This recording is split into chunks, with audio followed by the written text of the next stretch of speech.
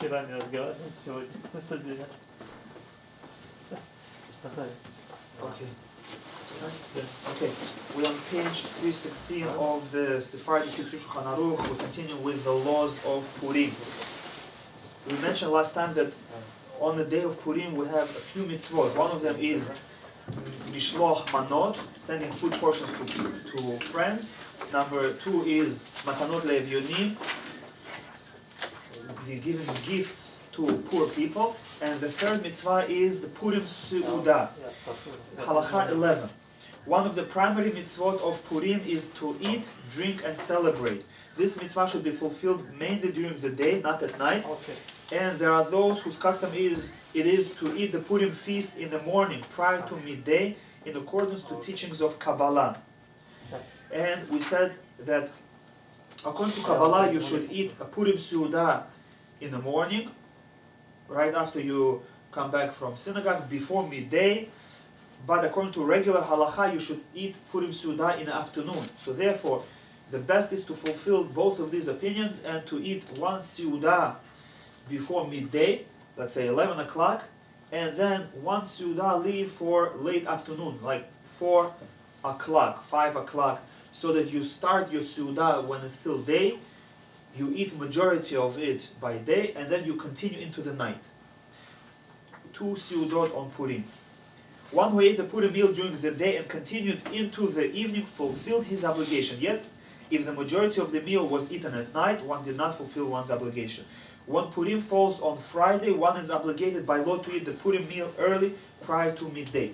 This year Purim is on Sunday, so we don't have this problem. But if Purim would be on Friday, we're not allowed to eat a meal very close to Shabbat, because then we're not going to have appetite and enjoy our Shabbat meal. So then you have to, according to all opinions, eat your Purim meal early. Here on the side we write Purim Seudah and make a note that you should eat the second meal before sunset. Right. The first meal according to Kabbalah before midday, second meal before sunset. Halacha 12. You can write on the side, this halacha is about drinking wine.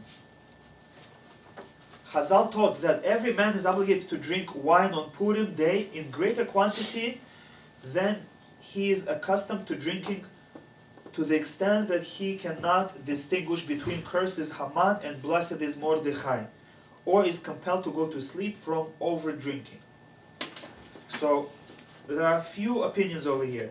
Some say you actually have to be so drunk that if someone asks you, you don't know the difference between Haman and Mordechai, which is a very, very high level of being drunk. Intoxicated. Yes. Some say no, you don't have to go that far. It's enough to be so drunk that it makes you sleepy and you go to sleep. And some say even less, as long as you're drinking in greater quantities than you're accustomed. So for example, if usually you don't drink at all, drinking 1 cup of wine is enough. Or if you usually drink 1 cup, drink 2 cups, and that's enough. So each man according to his level. However, the rule is that if drinking is going to cause you to misbehave, to behave improperly, then you're not allowed to drink. If drinking will cause you to transgress or not be able to fulfill any of the mitzvot of the Torah, you're not allowed to drink. For example, if you will not be able to pray properly, you will not be able to say Birkat Hamazon, if you will not be able to respect people, if you will not be able to control your mouth, then you're not allowed to drink. What about for health reasons, if you can't drink? Also not allowed. How are you going to hospital that night in the shift? How are you going to see Birkat Hamazon if you're supposed to fall asleep from wine? So you can take like a half an hour nap, because Birkat Hamazon, as long as you're full, you have until you become hungry again. So it's 2, 3, 4 hours for Birkat Hamazon. If you're working at night, then maybe you eat an early meal before midday, drink a little bit, go to sleep, and then you'll be good. Now finally,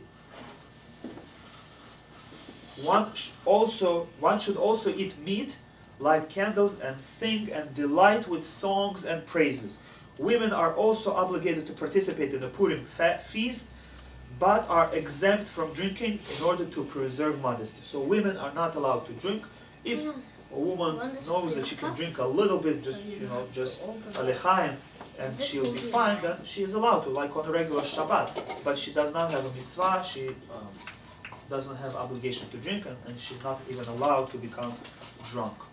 What do you mean by candle? By candle? You light a candle, couple candles on the table. No meaning, right? It's not like lighting a candle for someone like. Yeah, no, not for the Shama. It's a custom to light candles, just like by Shabbat we have candles lit. A lot of people also buy. But you don't say a bracha. We don't say bracha, right? By Motzei Shabbat, yeah, we light candles from the Lava Malka.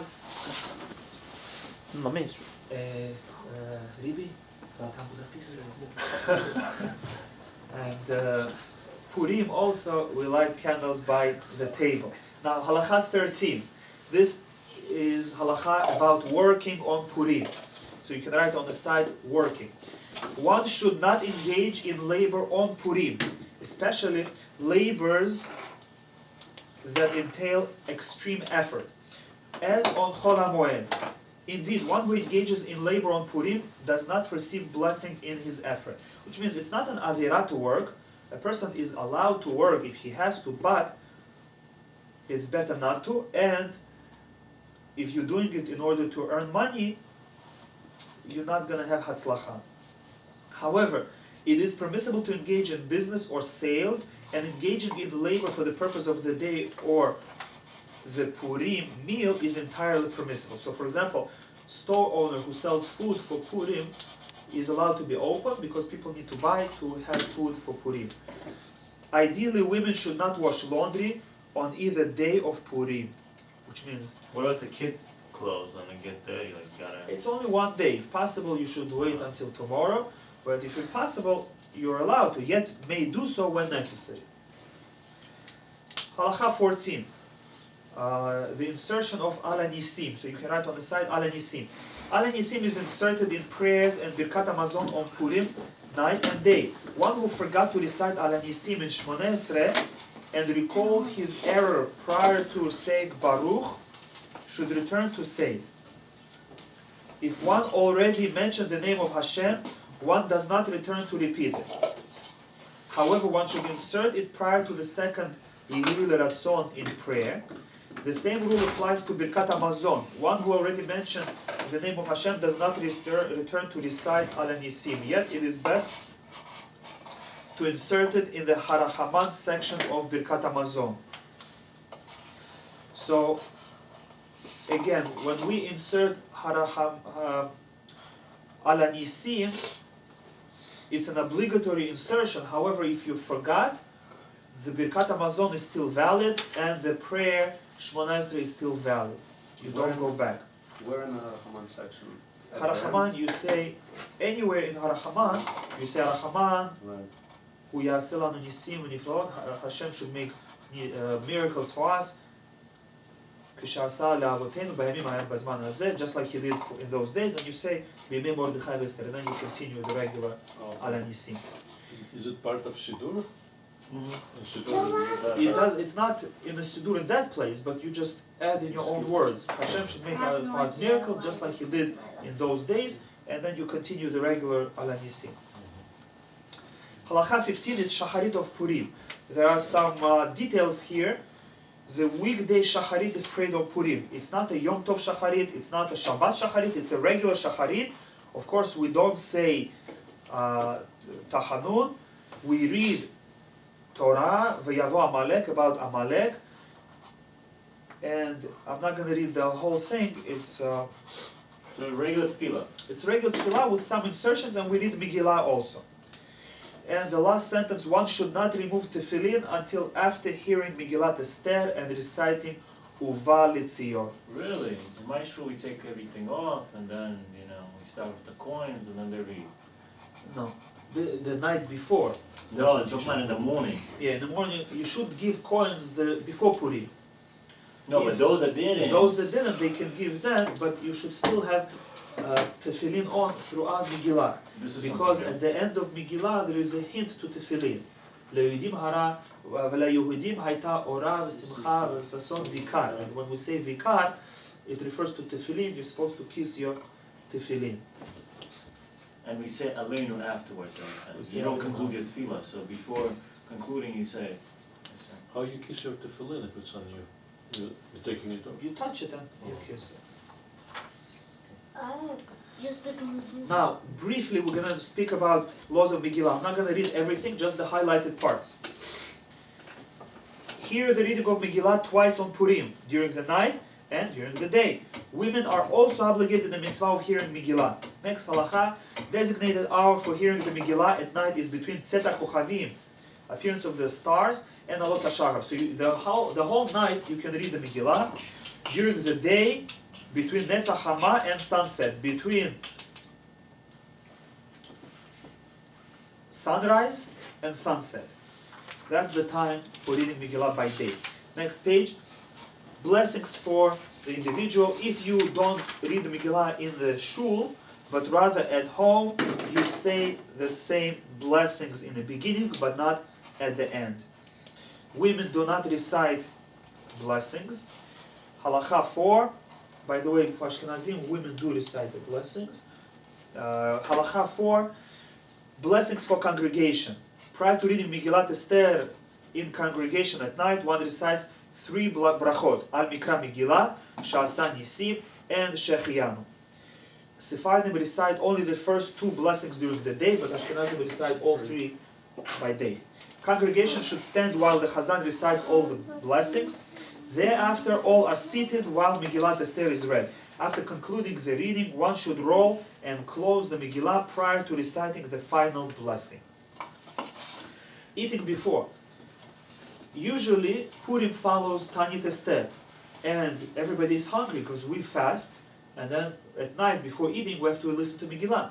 Now, this year it's not a problem because the fast is pushed to Thursday, and Motzei Shabbat is when we read, so it's not a problem. However, after the fast, you're not allowed to eat kabeitza of bread prior to hearing the Megillah, both during the night and the day.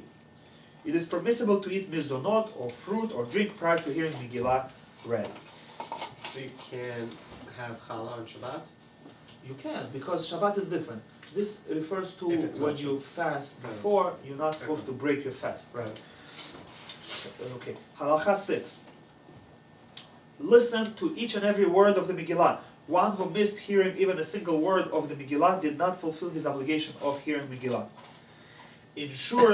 To ensure that one does not miss the words prior to or after the word Haman when there is much noise, right? So when people make noise, make sure you hear what the Chazan reads. That's why the Chazan should pause when the people are making noise, and then either repeat or pause. Halacha 7. Congregation recites the following verses aloud. Ish Yehudi balayla ahu Mordechai yatsa en leYehudim hayta. Sometimes in the Megillah these words are bold, like an art scroll Megillah, they're bold, or the Chazan is going to pause and everybody's going to say it out loud. One should touch the tefillin shel rosh and kiss them while reciting the word vikar at the end of Megillah. Shake the Megillah while reciting the words etigeret hapurim, because this letter of Purim, we shake the Megillah. After concluding the reading, declare Arur Haman Baruch Mordechai 3 times. Now, by us, Purim is celebrated on the 14th of Adar, but in Yerushalayim, being the city that was surrounded by a wall in time of conquest of Yoshua of Eretz Israel, Purim is celebrated on the 15th of Adar. That's it for the laws of Purim and the laws of Megillah. I have a question. Happy Purim. Yes. How did Questions? How you say spell? Shalom. Shalom. Shin Lamed Vav Mem Sofid.